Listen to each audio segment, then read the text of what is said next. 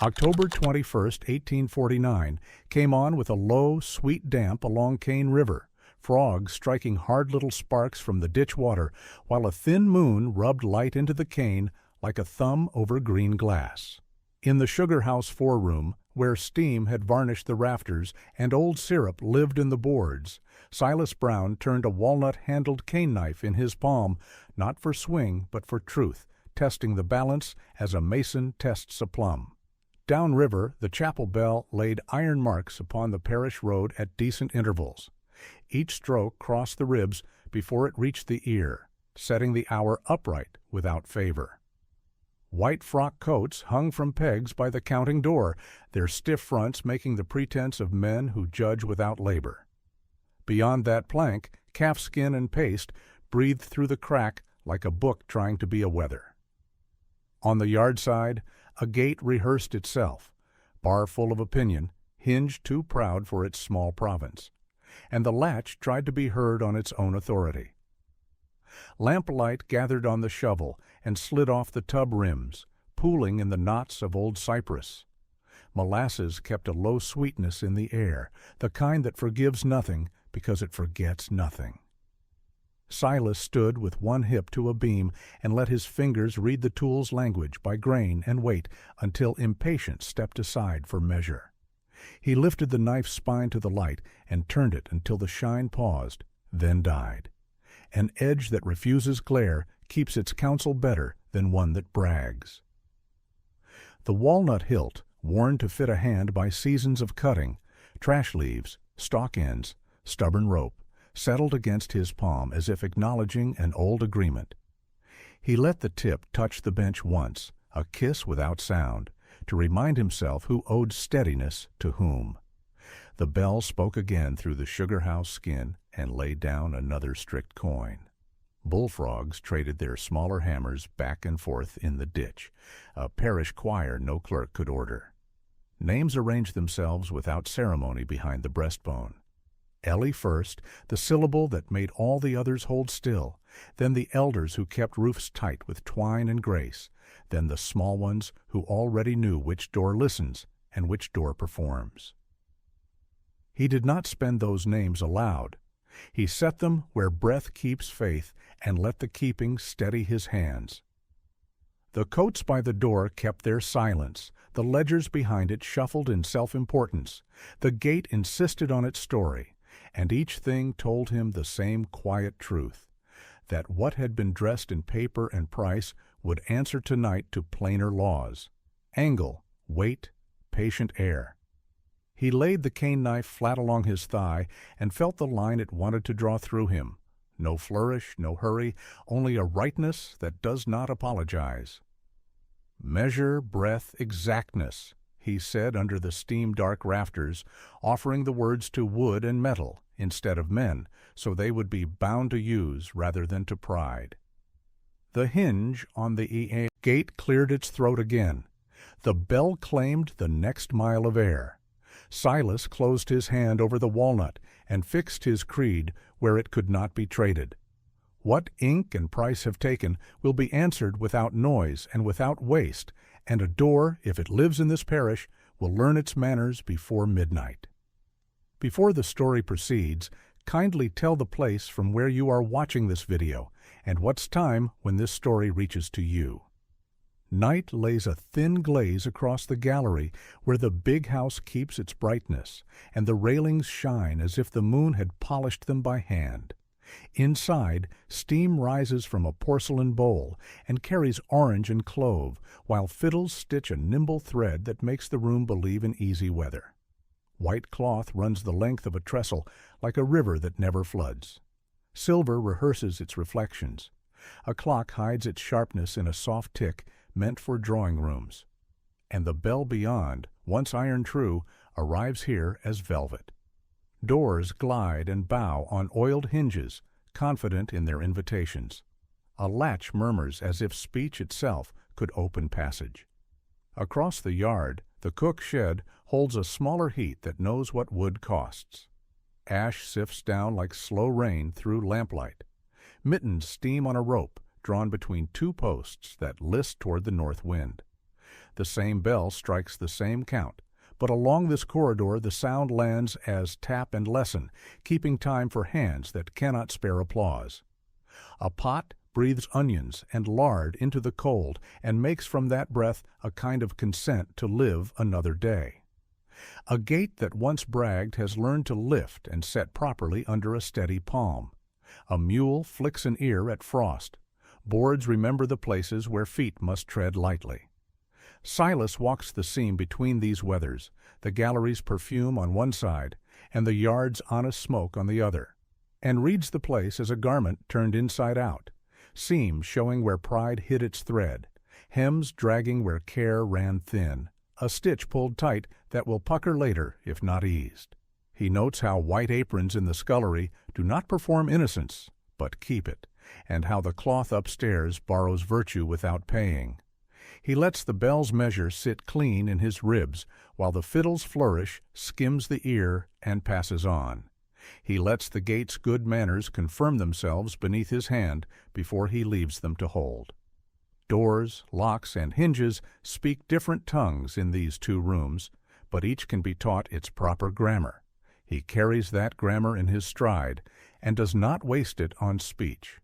Spring had softened the light in the counting room until molasses on the ledger's edge looked like amber saved from another century. Paste and calfskin pretended permanence and succeeded only at smell. Silas stood with his cap in his hand and made a straight offer in a straight voice.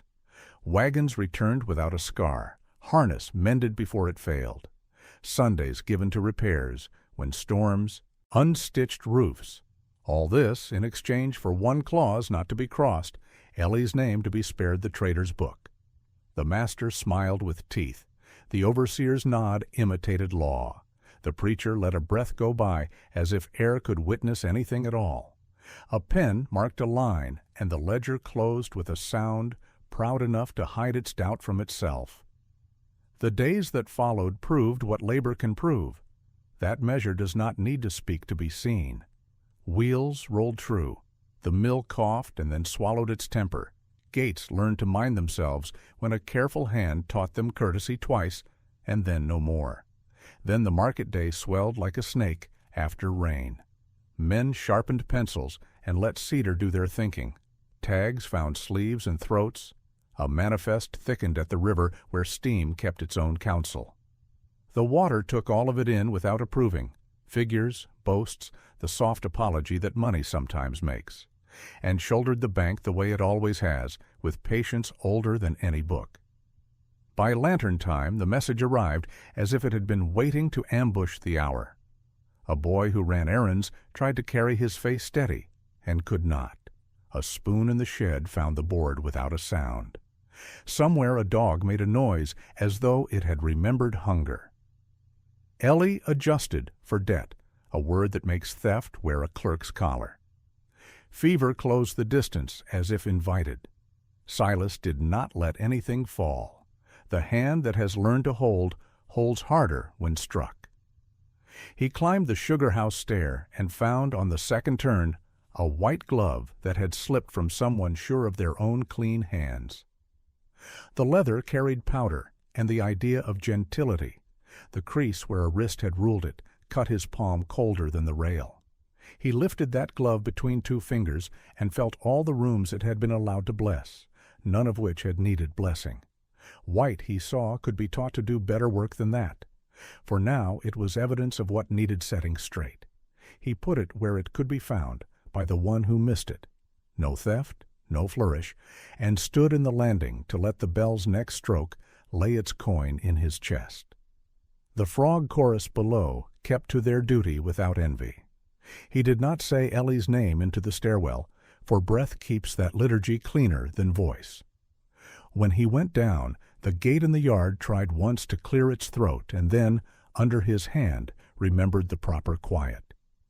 The ledger behind the counting door shuffled in its sleep. Paper that believes itself a verdict is easily fooled by its own binding. Silas set his palm to the walnut hilt of the cane knife to feel the wood receive his resolve without heat. He would not answer with show. He would not spend any word he could save for weight. What price and ink had taken would be met by steadiness, not thunder, by angle and consequence, not blaze. And everything with a hinge in it would learn its manners before the bell named midnight. Night pressed itself into the tool lean-to with a dry sweetness of bagasse and lamp smoke, and the little flame on its hook kept a modest circle over handles rubbed smooth by years. Silas set the walnut-handled cane knife across his thigh, spine toward the light, and turned it until the shine paused and then withdrew, the edge refusing to strut. He was not courting spark, he was measuring a line. Beside it he placed the short-handled hatchet, the sort used to true a warped board or quiet a proud hinge, and he rolled its eye in his palm until the head's weight settled like a fact. A twist of burlap, pared and braided thin, learned his fingers' patient creed. A narrow shaving from a spent ledger, cut neat, would teach a tin to close its mouth without chatter when the hour asked for silence over show. He walked to the mill door and knelt so the lamplight laid a small river along the sill. The draught was there, just as the hand had told him on other nights, moving like breath that knows its work. It drank the cool through the board seam and sent it along the floor where figures pretend to live and die. He eased the burlap into the Latch's throat, not to bind, only to soften the brag. Metal tasted the lesson, and, finding it good, dimmed its need to be heard. The hatchet's pole he brought to the hinge pin and asked it to sit a moment. One gentle tap, then a second, like a nod. Iron recognized temper, and remembered it had been hired to serve, not to preach. On the overseer's porch, frost had kissed the plank and left a thin bite underfoot.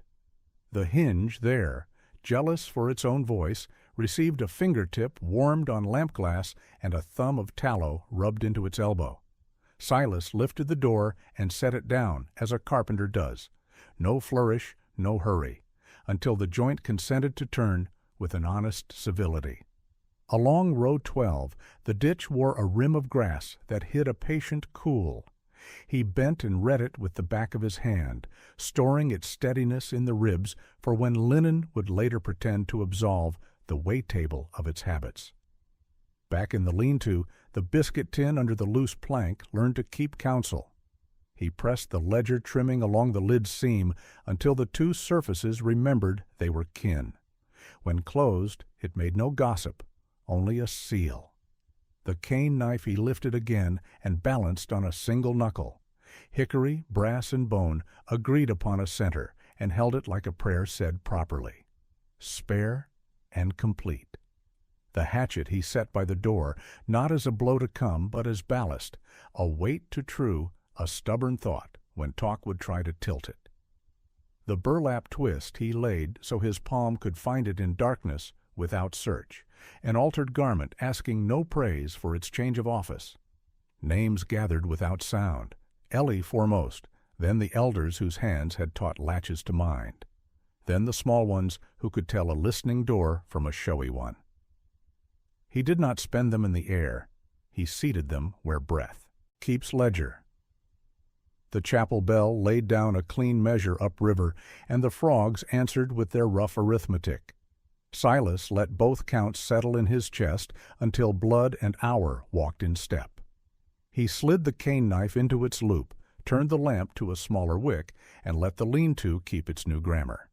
Draft harnessed, hinge humbled, hollows mapped, and tools converted from threat to rule. The counting room wore its arrogance like cologne, paste and calfskin mingling with molasses in a perfume that pretended to be permanence. Under the green shade, the master's desk gleamed with the polish of hands that had never lifted a sack. Columns marched in their little army, figures standing at attention. The seal press rested like a jaw satisfied with its appetite. Silas waited within the doorway's cool and read the furniture as he read a sky before weather. How the edges caught light, where the breath moved under the baseboard, which corner hoarded shadow like a coin. Lesson 1 set its weight into his stance. Warm the paper and it remembers plant, not decree. Give it temperate air, and the figures bow to truth rather than to themselves. The chapel steps were another theater. The rail, bald where 1,000 settled palms had polished away varnish, kept a soft shine that told of use instead of pride. Rise and Run wrote their quiet grammar into the wood. A modest difference on the third tread asked for respect, the sort that trims rhetoric to fit lungs. He touched his thumb to that baldness and felt the angle teach him what no sermon willingly admits. Height borrows its worth from footing. Lesson 2 lodged itself clearly, set breath to geometry, and the mouth will keep its place. At the dog-run gate, the overseer's orders had carved a habit into iron. The bar liked to land loud. The latch snapped for its own applause. You could hear how long the hinge had been allowed to boast. Silas measured plate to tongue with his eye and found where cloth would do good work between them. He marked where the nail-head stood proud, ready to catch a careless ring of keys and turn theater into pause. Lesson 3 entered his hands. Teach the gate courtesy, and the passage will serve rescue over command. The way-table dressed itself in white when it wished to look holy. Cloth softened the spectacle of pounds, and the punch bowl made faces into a ceremony of self-regard. Beneath, the trestle kept a cool like a cellared water. Near the tide to nearly shudder, a trained breath had begun to walk as he had shown it. He set his palm under the board and felt the undersurface answer his touch with a tempered chill. Ready to carry a message linen could not speak. Lesson 4 rested easy. Ask the table to bear witness below its display, and the room will hear without knowing why. He threaded these precincts along one corridor the way a fisherman strings his day's catch with care, desk to steps, gate to table, each given its countersign.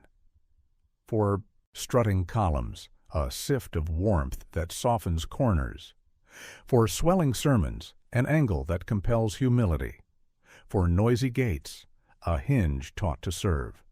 For white cloth that blesses greed, a current writing consequence out of sight. The chapel bell marked the hour evenly over cane and plaster, and the frogs kept to their coarse metronome. Only men believed their rooms deserved a special count.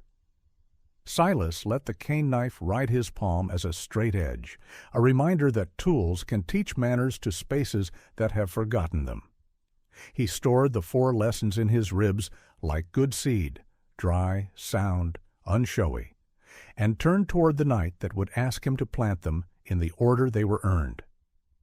Night cinched itself close along the canebrake, and frost took a fine bite from the pump handle while a thin rind of moon kept its counsel.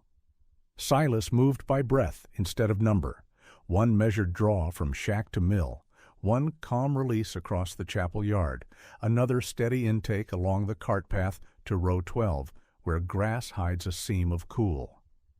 At the desk's sill in the counting room, his chalk left a low sign no eye would prize, but fingers would find in dark.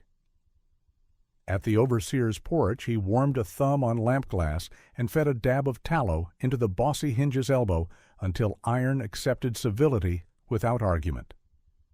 The biscuit tin under a loose plank learned discretion. A ledger trimming smoothed true along its lip. A pared strip of burlap folded thinner than pride, both nested where pine will keep counsel. He tied the mill shutter to nearly, not shut and not free, leaving exactly the grace a coin could pass so the steady draft would choose obedience over flourish. At the way-table, he turned a dipper mouth down by the corner, a thirsty habit favors, inviting water to arrive before anything that pretends to be courage. Doors he lifted and set, latches he tested with 2 fingers until they remembered their older office. Even the gate at the mule lot, once eager to clap its own back, learned to rise and rest without a speech. The cane knife rode his belt as a rule, edge asleep, spine awake. The hatchet, kept near, became ballast to thoughts that might tilt under insult. Names counted themselves beneath the breastbone, not as fire, but as embers set in order. Elly first, then the elders whose backs steadied roofs during storm seasons, then the small ones who can tell which hinge listens and which hinge lies. Bells downriver put their iron marks into the sky. Bullfrogs kept their rough answer. The breath within him chose the bell's even stride, and let the frog's raw time pass by without offense. He returned to the shack and pinched the lamp to a humbler wick until the room's grammar pleased him. Wood that did not creak for notice, latch that sat, draught that walked where invited, and stepped back into the night, the hour falling over his shoulders like a well-cut coat.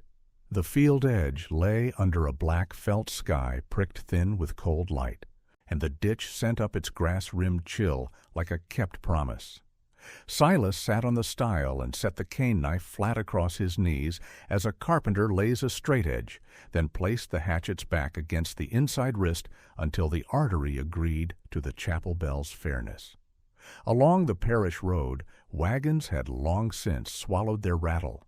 Only frogs argued, and the bell answered, one voice coarse and the other iron clean. Both laid into him until pulse stepped true. He drew from his shirt a folded slip, softened by keeping, pressed it to the sternum, and let paper borrow the rib's cadence, the only schooling a list of names requires. He walked the road seam once by hand. The chalk at the desk's sill hid low and exact where his fingers could find it without looking. The overseer's porch hinge yielded its turn with a courtesy that wanted no praise. The cart-rutted path to row 12 dipped where rain worried clay thin, and his foot learned the hollow without asking the ankle to speak. At the mill, the shutter tied to nearly gave out a narrow, dutiful breath that walked the wall like a hired man who keeps to his lane. Under the weigh table, the trestle held a stored cool, ready as a cellared jug. He touched each fact with palm or knuckle as a reader touches the margin of a psalm he knows by heart, then returned to the stile and let stillness test him. Names rose in their order. Elly, then those whose patience keeps houses upright, then the small ones who learn which door to trust, each syllable spoken inwardly, so breath, not tongue, could keep the liturgy. He did not ask them to blaze, he asked them to weigh. The cane knife he lifted by the spine and balanced on one knuckle until handle and hand arrived at a single thought. Then he slid it home with the quiet of a good answer. He opened the hatchet's grip and closed it, hinge answering hinge, until temper in tool and temper in blood matched for work without fury. The bell began its climb toward midnight, laying stones of sound evenly across water and cane. With each stroke, the road shed another foot of boast. With each reply from the ditch, the earth confessed its rough truth. Silas stood, set his palm against the mule lot gate, and felt it lift and settle like a creature choosing trust over habit. He turned once toward the big house where light wore itself as innocence, and then toward the weigh table where cloth would soon be asked to tell what mouths cannot. He stepped off into the lane, carrying the names where ribs protect them, and the lessons where muscle remembers them, and let the hour walk beside him, not to hurry, but to arrive with both hands open for exact work. 11 settles thin over the mill yard, a pale skin on the trough, while the master's room keeps a meek lamp under its green shade and a hush that smells of paste and warmed molasses. Within, ledgers stand upright, as if spine alone were proof. Quills lie in their porcelain stand like delicate bones, and the seal press sits with its iron mouth closed, pleased with its own patience. The window sweats faintly where night presses its breath. The baseboard shelters a steady thread of cooler air that knows its route. Silas waits at the jamb till the wood gives its stored chill to his fingers, then crosses the plank with the walk of a man who belongs to tools, not to talk. He kneels at the grate where coals keep a ruddy thought without ambition. From his pocket the brass square rises and rests inside his palm like a small oath. The hinge opens and closes once, no more, to teach breath a modest measure. He does not court a blaze. He takes the thinned wick he cut at dusk, a thread pared to humility, and tucks it near the iron foot where the baseboard's river starts its quiet journey. The door he leaves to near, no flourish of latch, only a coin's width of mercy for air to sip instead of gulp. Warmth begins to write along the floor's edge, a sentence made of patience, not show. Paper knows first. Leather relaxes at the corners. The paste gives off a plant sweet note, as if a field remembered itself under snow. A ribbon marker surrenders a fraction of its rigidity, the way a neck learns to be reasonable in heat. Ink clings to the nib a heartbeat longer before conceding the page. The master, bent to his columns, licks a pencil and frowns at a figure that will not stand at attention. "Shut that draft," he says to the room, as if weather might salute, yet his hand does not rise. He rubs the bridge of his nose and turns the lamp's wick down to a gentler ring, believing he has improved the light.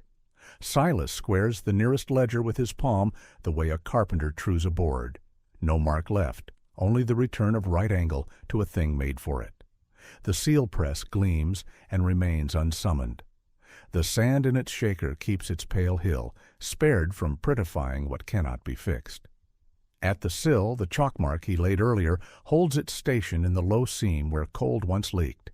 Now the seam serves to carry evenness from corner to corner, past boot scrapes and dropped sums under the desk's proud knees.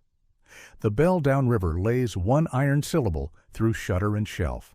It travels into the desk and from the desk into bone. An impartial visitation the lamp cannot soften. The master tugs at his collar as if dignity could be adjusted by fingers. He reaches to push the door wide, then pauses without knowing why, and lets it be. The figure on the page blots when his haste outruns the paper's new temper. He shakes sand that falls prettily and does nothing. He thinks of ordering the boy with the scuttle, and, forgetting the lad's name, flicks his eyes to the hearth where the coals mind themselves. Silas closes the brass and pockets it, hinge answering hinge. He waits until the room holds its corrected breath without his hand upon it, until numbers, dressed less stiffly, begin to read like facts instead of boasts. Nothing smokes, nothing flares. Only authority sheds a little starch, and the book, reminded of plant and rain, sits like a pupil willing to learn. He backs into the corridor of cool stone. Dust drifts and decides to be still. Farther on, the chapel steps wait with angle in them. Across the yard, white cloth has been laid where it will soon be asked to remember work instead of innocence. Silas turns from the door that has relearned its manners and moves toward the stair with a pocket made heavier by a folded rag and lighter by one burden removed. The bell finds the minute and sets it down on timber and tendon alike, an even claim that needs no witness and makes one of whoever has a rib to hear it. Midnight lay a pale sheen along the chapel steps, the whale oil lamps drawing a modest honey over rail and riser, while the north breath slipped beneath the eaves with a dry whisper. From the yard came the last unfurling of laughter, thinned to politeness. From the nave a quieter air descended the corridor, chill made well-mannered by plaster. Where those weathers met on the turn, the stair offered a warning any heel could read if pride would listen. The bell downriver paced the moment with even stones of sound, and each stone found the timber and then the bone before it left the air behind. Silas held the shadow just below the bend, thumb resting on the rail's bald place where years had pared varnish to truth. He had taught his body the stair's grammar, an easy rise that welcomed, a second rise that asked, and the slight exact difference on the third that refuses a boast without causing a bruise. The cane knife rode his belt as a sealed rule. The small hatchet, quiet at his hip, served as ballast for thought. He watched the nave door lean to a crescent and send out a wash of wax and whisper, a white garment folded over a forearm like a calm directive. The preacher came down with his phrases bright beneath his tongue, and the cup under linen as if emblem could be poured. Heel found tread as if height were proof, and geometry replied with courtesy, but not consent. On the modest difference the body corrected itself, the free hand reaching the rail not for show, but for balance, the cup tilting a hair, and steadied, the mouth trimming oath to breath. No clatter, no spectacle, only a man retuned by angle and hour. One iron syllable from the bell went traveling along the molding, into the rail, along the wrist, and through the ribs, a visitation impartial as weather. "As fitting," he began, and the stair made a cleaner measure of speech. "As we are able," he concluded, voice reduced to a key that work can carry. The white cloth on his arm forgot pageant and remembered service. It agreed to be cover for a cup, nothing more. Silas let the rail's baldness receive his thumb once, a blessing given to use over pride. Behind the door, a hinge, lately taught its manners, declined to cough for attention and turned as asked. In the aisle beyond, a latch practiced obedience without announcing. It knew how. The preacher's shoes found the hall with a new caution that did not injure dignity. The corridor offered doors that opened and shut as honest hands rather than as escorts. Their tongues met keepers and took their seats without remark. Silas waited until the stair settled back into its quiet office, rise and run, relinquishing their sermon and returning to wood, and then took the next length of passage with his breath yoked to the bell's fairness. He carried forward the proof earned here. Height is borrowed and must pay rent to footing. White honors its best self when it covers rather than crowns. And a hinge, like a temper, is grandest when it is exact and small. He turned toward the way-table under canvas, where linen wore innocence like a mask, and would soon be called to tell a truer tale from underneath its glow. Canvas held a winter brightness over the long board, lantern rings drifting up the seams, while a light breeze tested the ties and found them honest. The table ran like a calm water under ice. White cloth pressed and shining claimed virtue as if starch were a sacrament. Knives lay with their faces up, rehearsing the room back at itself. The punch bowl hoarded reflections it did not deserve. The weigh-scales at the far end wore a sash of respectability, as if pounds could be absolved by linen. The bell finished its 12th stone upon the parish air.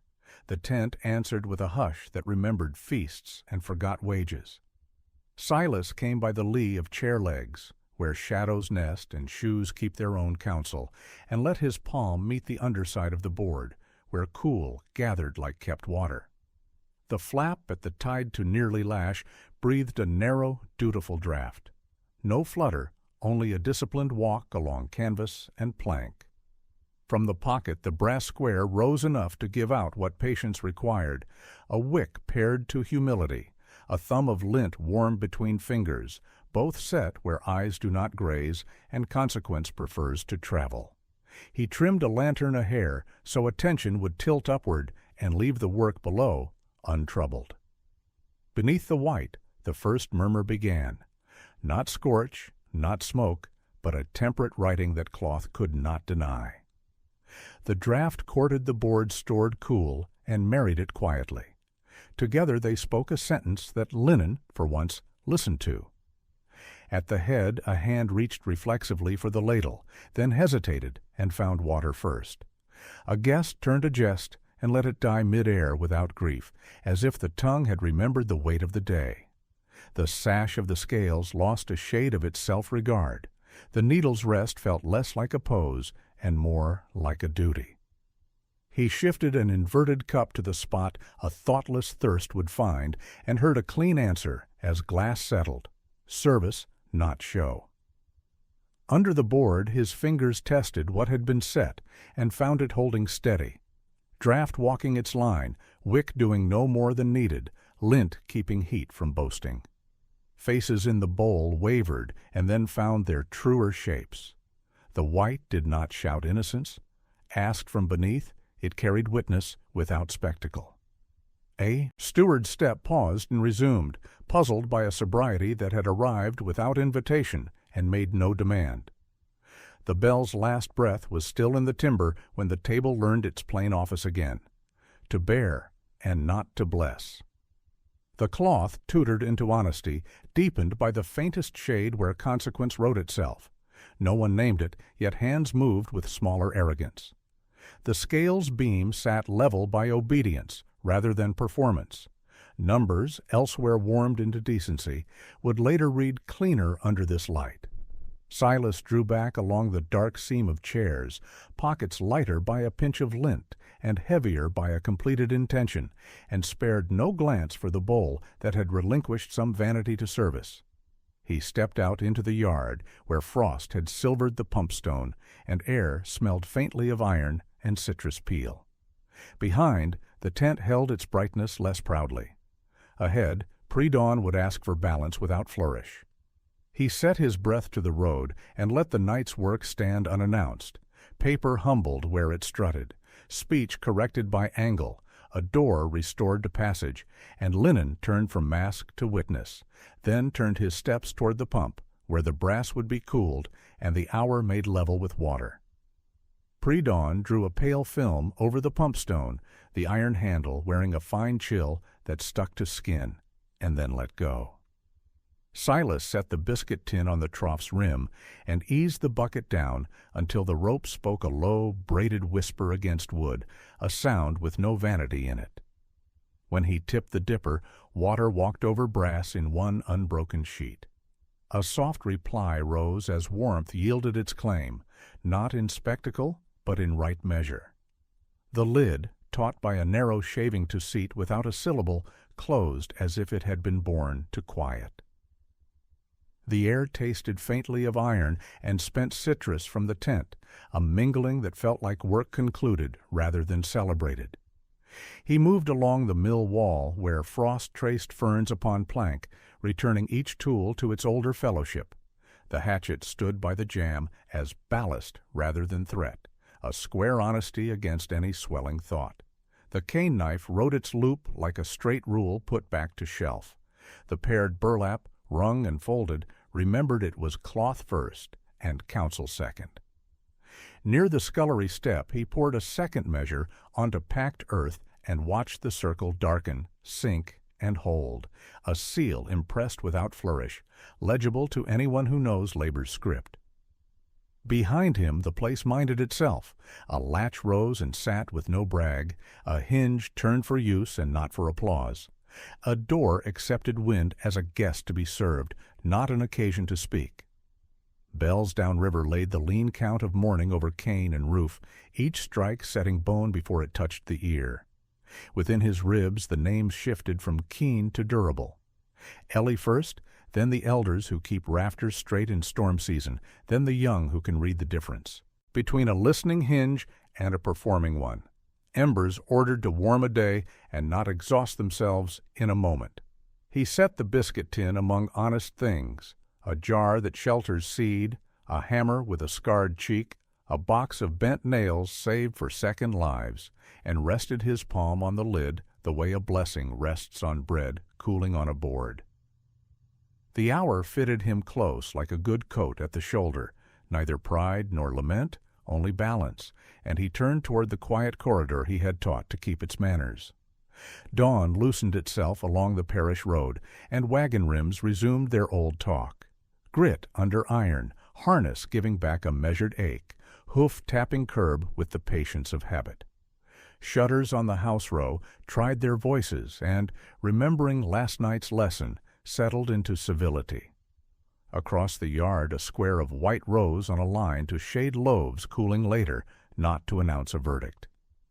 The sheriff's men came up the verge with papers softened by handling, reciting writs as men discuss weather, inevitable in tone, unowned in consequence. Silas stood square on the threshold where boards kept the last of the night's cool. The door behind him, reformed, admitted the hour without asking to be thanked. Faces gathered at edges. A woman in a bonnet looked through the seam of her curtain, one hand steadying the other. A boy at a stoop made a fist against his own mouth and then unclasped it, learning what to keep. An elder gave a nod, the size of a ledger mark that will not be entered, and therefore may last. The bell from the chapel laid iron measure through cane, yard, and gallery alike. Down by the bend the river returned a smaller answer from a bell on metal. Neither comfort nor threat, just count. A deputy cleared his throat to lend the paper weight. the weight remained ink and fiber all the same. By noon, the courthouse took its company, wool, polish, and a window's pale geometry across the floor. Benches received bodies with the discretion of wood grown for service. Dust hung where light allowed, neither praised nor scolded. Papers lay with darkened corners where unsure fingers had worried them. A pen waited beside a square of sand that could neaten a blot but not correct a lie. Questions stood in a tidy fence. Answers placed themselves where truth would not betray, and stepped back where speech would teach corruption to live longer. Outside, the bell walked the hours into ribs and left. Inside, time made no speeches and did its task. A clerk, fond of symmetry, stared at a tiny smear that refused improvement, and for a breath suspected his own instrument rather than the sum he served. A preacher, trimmed by a stair he did not own, found his voice turning to the key of labor rather than dominion. A constable's keys lay quiet and did not editorialize. Silas kept a plain posture, no theater of humility, no brace of defiance, letting the room discover what it could, and no more. When the last word was spoken, the EI benches sighed as a single back. No cheer, no hiss, only gravity recognized and released. On the portico, columns threw careful bones of shade. Steps returned a tempered cool to souls that had earned it. Street dust braided under a turning wheel and fell away without memory. Shop doors resumed the small commerce that keeps soup honest. A child swung gate and smiled at the lean, improved hush. Silas walked with the hour upon him like a well-used tool, carried, not displayed. Behind him, ledgers drew themselves tall, as if posture could make them law. Ahead, a single bell syllable went looking for a rest, and found, in those who had witnessed, a quiet room where remembrance would keep what paper could not. Late light slants into the holding room as a pale band, finding lime wash and leaving it untroubled. On the floor the grain runs straight, and the bench keeps its plain promise beneath Silas without asking to be thanked. The corridor beyond breathes in small phrases, a boot checked at a seam, leather pausing where duty asks, a latch agreeing to its task without clearing its throat. The day's noise has gone to ground. What remains is the aftertaste of metal and soap, the tempered quiet of a place trimmed of spectacle. He rests his hands where cord has left its red marks, cooling toward the color of old clay. Neither badge nor plea, only accurate record. Inside the ribs, the names take their seats like a modest congregation. Elly foremost, then the elder backs that steadied roofs through storm season, then the young who already know which Hinge listens and which Hinge performs. And he lets them keep order by breath instead of voice.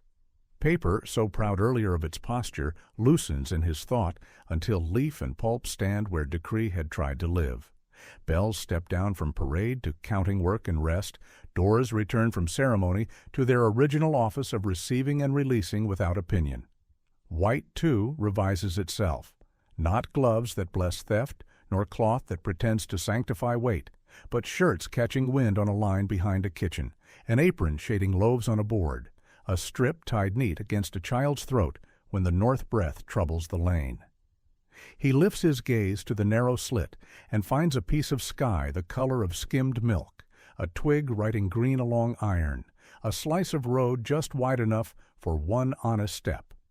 Where light meets the bar, it makes a rung no boot can use, and then withdraws, leaving the wall unstung. He inclines forward until his shoulders offer a small porch for the room's calm air to pass, discovering that a body taught by labor can become a threshold without changing its shape. Down the corridor, a door refuses to cough for attention. Silence accepts the courtesy and keeps it whole. He brings his palms together as if cupping a sip for a friend and lets the hour sit exactly as large as it must be, no larger. Evening loosens the day along the river bend until rumor and reflection ride the same.